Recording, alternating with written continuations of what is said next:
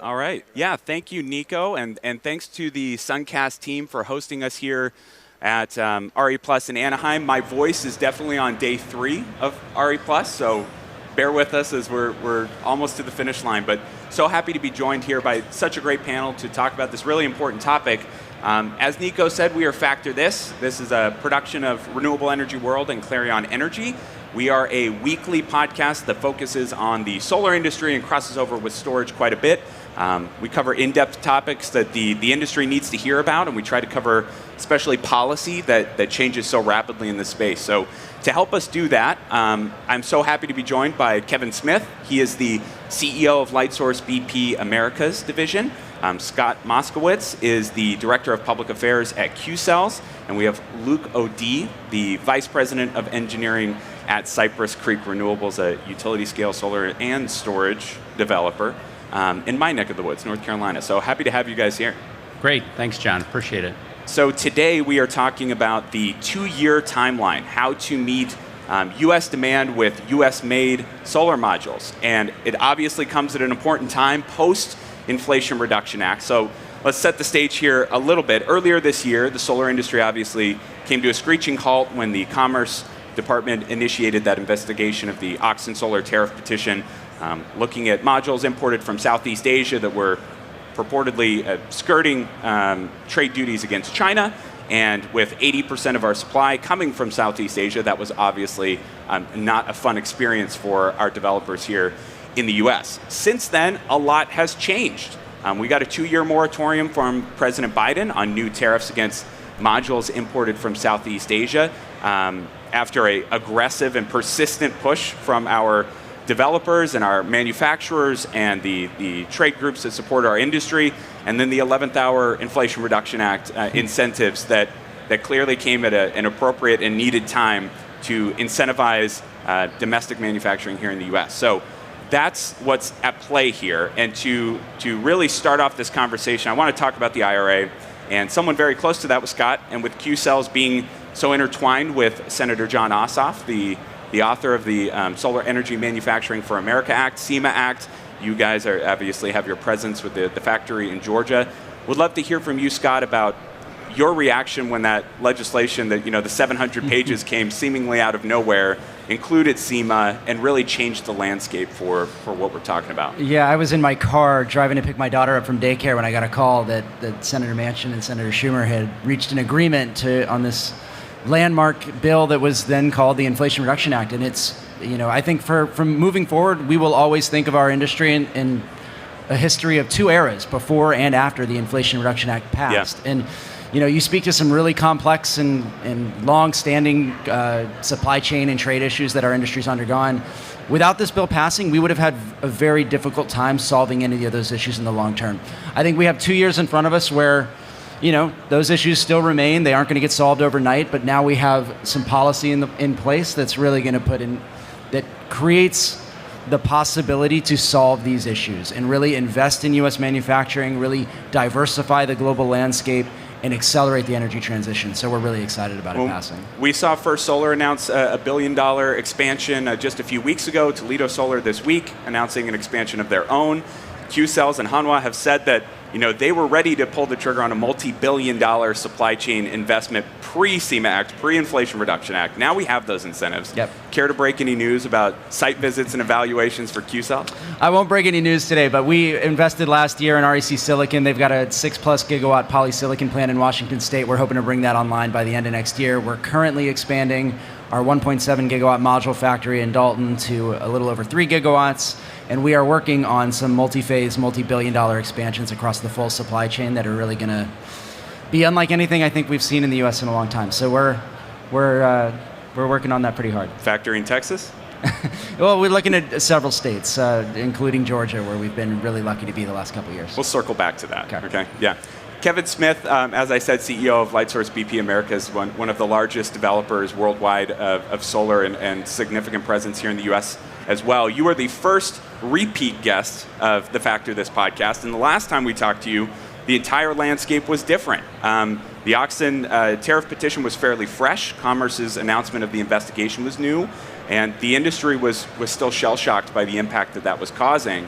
Now, as we said, everything has changed. At the time, you talked about the political risk of the US market and how it was challenging to assess how to make investments and how to plan for the long term in the absence of a clear industrial policy and a clear policy to support clean energy.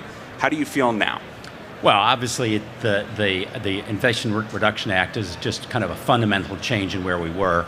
I talked about some of the political risk that I've dealt with. I've been in the energy industry literally decades in the U.S. and internationally, and we've always struggled with short-term programs, 2 years of this, a year of that on the renewable energy side, and this is really, as I said, kind of a fundamental sea change in policy. Shout out to the industry group. Solar Energy Industry Association did a fabulous job. We're very active, and so we have the ability to kind of help impact some of the policy issues. But now we've got a kind of a 10-year view.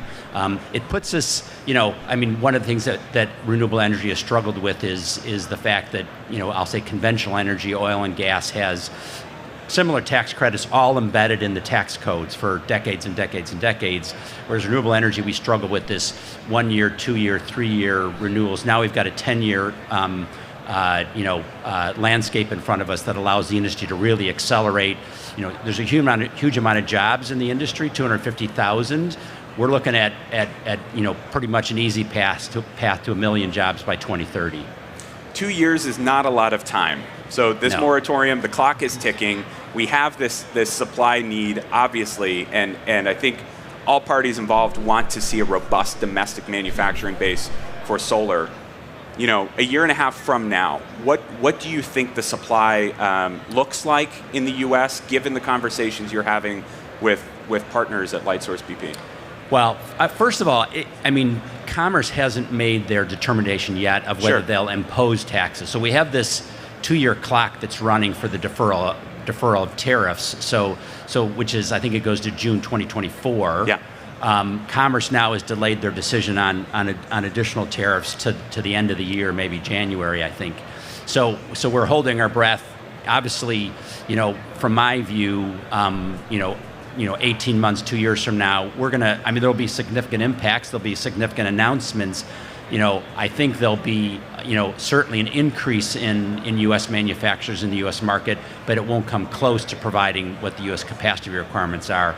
We've done we did a big, 5 gigawatt deal with First Solar. That's helping us, meet some of those requirements. We avoid the tariffs. We've got one of the main U.S. manufacturers under kind of as a partner for us in our projects, but it's not a 2-year time frame. It's going to be 3 to 5 kind of before we can really look at a large portion of U.S. supply coming from U.S. manufacturers. But I'll let my colleagues here comment on that as well. Yeah, sure. And I'd like to go to Luke here on that point. Cypress Creek and some other partners, AES Clean Energy, Clearway Energy Group, D.E. Shaw, all built the consortium and the multi-billion-dollar commitment to procure U.S. manufactured modules. I think that was also in June, pre-Inflation Reduction Act. So that was helpful to see. Luke, what kind of assurances can that give to manufacturers like Qcells, First Solar, others about their 10-year timelines and meeting your needs? Yeah, it was an interesting timing because it was pre-IRA. It was in the 2 weeks back in the dark ages a couple months ago when we all thought the Build Back Better Act was not something that was going to come to fruition. And Cypress, along with other developers, had been looking at a challenging landscape where we have, we're flirting with tariffs coming in and out. We're dealing with other supply chain challenges and shipping and the availability and things arriving on schedule.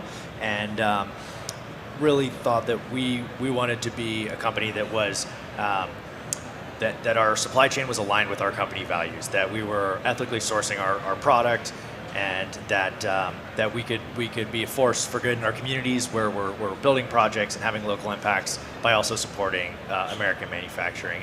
And Cypress had kind of had this idea, and we ran across colleagues in the industry who were thinking the same way. So we joined forces and formed the U.S. Solar Buyers Consortium and committed to 6 to 7 gigawatts per year of volume. starting as early as 2024 for domestic supply. And we thought, hey, this is something that we as an industry can just do. We're just going to step up. If the federal government's not going to play this role, we're going to step up and try to get the snowball rolling. Because once the snowball starts rolling, like the volumes will get bigger and like the costs will be competitive. And that's what needs to happen. So. It's a really interesting time where we were like stepping up and just wanted to be one of the leaders in making this happen. And now we have the IRA in place, and hopefully this volume is something that lets a manufacturer or a couple of manufacturers have some orders they can take to the bank and really accelerate their plans. Because it does seem like there are a lot of suppliers out there who had a plan, who they put on ice as these bills was. Since last year when the bill was first around, and hopefully this is something that lets folks get their financing and really accelerate plans and start building these factories and getting that module volume flowing as soon as possible. Yeah, and Qcells was very clear about that in the year before the Inflation Reduction Act, that we are ready to pull the trigger on a multi-billion-dollar commitment if and only if SEMA Act passes in one way or the other. So how long then, with those supply agreements, how long does it take a manufacturer to really make meaningful upgrades to its own supply chains and production quantities? Because we all want to see this happen as fast as possible, but these are infrastructure challenges too. Yeah. Scott? Yeah, and I like Luke's point about getting the snowball rolling. A lot of manufacturers, a lot of us announced that within the last year, saying that if SEMA passes, we will all make these big investments. And of course, the bill kind of toiled in obscurity for, we'd all hoped this would have passed it about this time last year. But here we are, and folks are ready. Some of these investments can come online pretty quickly. It takes 8, 9, 10 months to get a new module assembly facility online. It might take 2 years, a little longer, to get ingot, wafer, and cell. But what I'm hopefully, again, this snowball rolling metaphor, is that a couple things are generally true in this industry. The last 2 years, they kind of flipped some of these rules of thumb on their head, but typically, installations and demand in this market grows faster than people expect, and prices usually fall faster than people expect. Again, the last 2 years has been a huge exception to that rule, but I'm hopeful that the same is true of domestic manufacturing investment, that right now we've got a number of companies that have announced intention to build. We know of 10 plus 20 close to 20 gigawatts that are probably going to come online within 2 to 3 years, but I'm hopeful it will be much more than that, and maybe there will be 40 to 50 within 4 to 5 years. These incentives are for 10 years. They step down after, like in 2029, 2030. There's incentive to move quickly, and they are healthy, and they will work. So there could be a lot of stuff coming. And yes, it's going to doesn't solve our problems overnight. We got 2 years ahead of us, I think, where a lot of these things have to get figured out and looked at. But it's a new world that we're living in. I could talk about that for a long time. And for a long time we've got 13 minutes, so you can fill as much as you want. But right. You mentioned those other pieces of the value chain too. It's not just modules that we're talking about that we really need to address. So I guess for anyone in the group, like, how do you view the other components that you were mentioning, poly supply and wafer? And we've seen some announcements over the last week, but there still is a significant gap there. How do we address those challenges? I'll let you guys comment on this, because there's obviously more trade issues that are ongoing than just this, the circumvention case Absolutely. that you mentioned. So it's an important thing for companies like theirs to figure out ensuring that product can come into the U.S. I'll let you talk about how you think about it. Yeah, I think that's going to be the more difficult task. We're going to have assembly certainly in the U.S. There's going to be expansions in facilities. I think poly supply into the U.S. that's going to be the big issue that we're looking at. We've taken a bit of a different route. We should mention obviously that First Solar doesn't depend on poly, so they've got a different technology. Right. And there's actually some other technologies out there as well that can advance that. So you're going to see some major players that are going to do assembly here. The poly supply, I think, is going to take a while. At the same time, as kind of Scott mentioned, we're going to go from 20 gigawatts to 40 gigawatts. So it's not like we're going to have a stable, flat demand on the module supply side. It's going to be ever increasing as we carry on. So the supply is going to be chasing the demand in the U.S. market. We're looking, obviously, there's issues other than just tariff, responsible, sustainable supply issues. We're looking at those issues very, very carefully as well to make sure we're buying responsibly. One of the things I like about the Inflation Reduction Act is prevailing wages and apprenticeship programs. It levels the field for everybody, and it provides those good paying jobs locally. It's going to cost a little bit more for the projects, but everybody's held to that standard. So I think that's going to be a really nice selling point for solar into the communities as well. So poly supply, is going to be the biggest challenge, I think, as we look forward. Luke, any thoughts there? Well, I'll two quick points.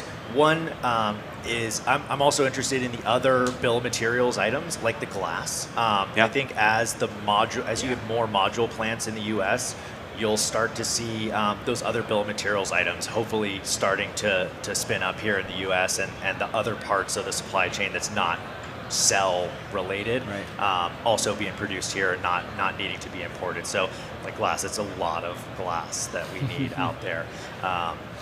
And then on the jobs and I had really interesting conversations over the last couple of days at the show here with several module suppliers, and I'm learning more about what it takes to build modules and build cells and wafers, and the level of skilled technical workers that are needed to fulfill these manufacturing plants, both module assembly, which is technical assembly, but also like building cells is we were told this week everyone on the production line is at least a bachelor in engineering level of training. So there's a large highly skilled, highly technical workforce that's going to be needed, and there's a lot of job creation that's going to come with all this manufacturing. Interested if all three of you can peel back the curtain a little bit too, and how you started reevaluating pipelines and production plans as in that near immediate aftermath of IRA. Aftermath sounds negative, so I'm not a different word, but following the IRA,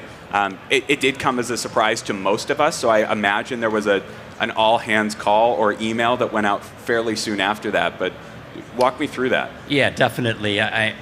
We've got a big pipeline of projects across the U.S., 100 plus projects, kind of 20 gigawatts in 30 states. And we're now looking at each one of those, where do they fall in with the ITC? Is PTC a better option? We've got our modelers are working kind of 18 hours a day, kind of trying to look at some of our projects. How does it affect pricing? Should we be looking at different size projects? Should we be looking at interconnection? More interconnection applications into certain markets. That's a whole other podcast. Yeah, exactly. Yeah, on the interconnection side. So, it's a changing the economics on a lot of projects. In most cases for the better. But it is the whole tax equity side is now going to be different. Some positives, some negatives. You've got transferability issues in the IRA, but at the same time now you've got tax credits for manufacturing, you've got tax credits for green hydrogen, you've got tax credits for storage. So the tax equity markets are, they're looking at a bigger market for them, and we're still going to have challenges on the tax equity side. So transferability issues, those kinds of things. There's a lot of unknowns that we're still looking at under the IRA that are going to wait for Treasury guidance. Right. Treasury, Department of Energy, Department of Labor, that are going to have to look and provide guidance on exactly how some of these are going to work. So, we're running sensitivities on how we think it's going to all work out, but there's still a lot of unknowns that we're dealing with over the next few months. Yeah, the domestic content adders to the investment tax credit are a good example of that, in which there's an obvious benefit that folks will be able to get. You get a 10% bonus if you source domestically, but it's not yet clear exactly what's going to qualify for that. I will note, though, from once the bill passed, most of us, there were U.S. senators that were not aware that deal was getting worked on. So everyone that the text came out that night, we were all looking, what made it in the bill? What are the implications of that? What are the specific languages of things that, what survived in those negotiations that were happening behind closed doors for weeks? And I think one clear example to give about why this stuff is going to work is on the manufacturing side. So a couple of years ago, when the pandemic started, there were a bunch of pieces of legislation that started moving to keep the economy running, to start solving some of these supply chain issues that were clearly emerging. And U.S. solar manufacturers started looking at, in particular, what can we ask for that will help us grow? And the first thing that folks looked at was that domestic content adder to the investment tax credit. And we pretty quickly realized that, a great policy. People know tax credits, but it's not the thing that's going to drive a bunch of new manufacturing investments. Just because it's hard to figure out who gets those credits, how it's going to drive up and down the chain, like between a poly company and a module company, for example. So folks started working on what became the Solar Energy Manufacturing for America Act, which also got things like backsheets and trackers and inverters and a bunch of other stuff that made it into that. An actual better name for that would be the Clean Energy Manufacturing for America Act, because it's also got storage and wind. But both of those things made it into the final bill. Yeah. The Solar Energy Manufacturing for America Act and the domestic content adders. So, these policies are, at least SEMA for sure, are designed to work. They're designed to get investment, and there's just more in there than anyone could previously have dreamed about. So it's going to be a really exciting couple of years as folks take advantage of it. Well, when the text dropped, that was my first thing. Command F, Control F, looking for the SEMA provisions. Yeah, right. That was what I was checking for. Luke, did you have a thought there? Well, as a developer with, a large pipeline of a lot of projects in a lot of different places, yeah, it's been a big data problem of trying to, this is the best kind of problem to have, but where are all the energy communities? What are we thinking about PTC versus ITC? That question gets another level on it when you look at domestic content and where, if, let's say we're in a world where domestic manufacturing is not yet fully supplying the U.S. industry, so you have a limited supply of domestic modules, maybe some imported volume. Where as a developer and as a project owner, are we gonna benefit the most from putting domestic modules? Is it a PTC region with super high yield by boosting a PTC, or is it going to be on ITC projects? So yeah, the release of this bill text, and there's so many different programs and different provisions in here. I think I mentioned energy communities, trying to map those out. Where do those zones overlay with development assets? Where we want to pursue new development? Has been exciting, and it's definitely causing us to really take a fresh look at every project in our pipeline, even ones that were maybe looking more challenged. So the good projects have gotten better, and maybe challenged projects that might not have been meeting an investment threshold now all of a sudden are looking more competitive and may get built. So Bill's doing what it's supposed to do there. Well, and a couple of you guys mentioned the apprenticeship component and prevailing wage component. Anecdotally, that has come up in almost every conversation that I have had at RE+, is questions about how that'll be defined and how that'll work in terms of the full life cycle of a project, from developer to EPC, and coordinating some of those aspects throughout the project could prove difficult. Another piece that we need to wait and see on a little bit for clarification. And we need to recognize that really the industry isn't done yet on this implementation process over the next could be 3, 4, 5 months before we get Treasury guidance and guidance out of labor and energy and others. So the industry groups, Solar Energy Industry Association, we're very active in trying to help formulate policy. We invite everybody else to kind of join that process, because the government and the politicians have put in place a large framework, and there's a lot of general concepts in there, including things like prevailing wages.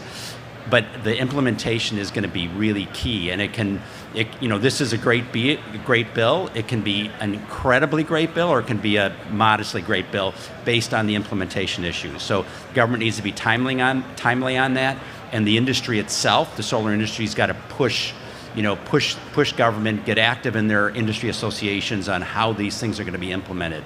Prevailing wages, I've done a prevailing wage project before. It's very complex. There's a lot of reporting and audit requirements, and depending on how those things are identified and what classifications of labor are utilized can make a big difference on costs and implementation. So everybody still needs to kind of be at kind of full speed to make sure implementation goes smoothly and helps this bill become as great as it can be.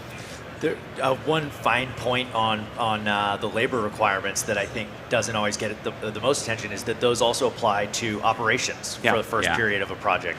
And as a company that operates 4 or so gigawatts of projects and add more every day, that those are those are higher paying jobs that do impact the O&M line of your project, or impact operating costs, but also provide some stability in the communities where projects are built, where those ongoing jobs are higher paying, and interesting aspect of the labor that isn't always top of mind for everybody, but certainly has an impact as well. Absolutely. Kevin, Scott, Luke, thank you all for participating in this live recording of Factor This. I'm John Engel. Thank you all for listening and showing up today, and hope you enjoy the rest of RE+. Please check out Factor This wherever you get your podcasts in Renewable Energy World, and thank you to Nico and the Suncast team for putting this together. Thanks, John. Thank you.